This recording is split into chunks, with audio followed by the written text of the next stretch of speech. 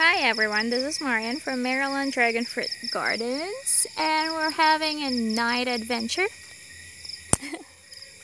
I'm waiting for this Mexican white variety to bloom, and let's take a peek. What's inside? A dragon fruit flower. There you go, I can see the pollens. See that? Ooh. Oh, there are some insects. Look at that. I'm waiting for the opening to get bigger and bigger.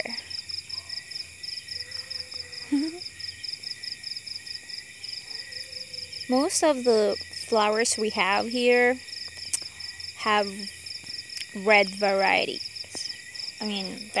they're red varieties, and it's kind of unusual that we have a few white blooms every night. I'm so fascinated. Look at that. Get my camera. It's capturing the inside. Look at those. Look. I can see pollens. Small filaments.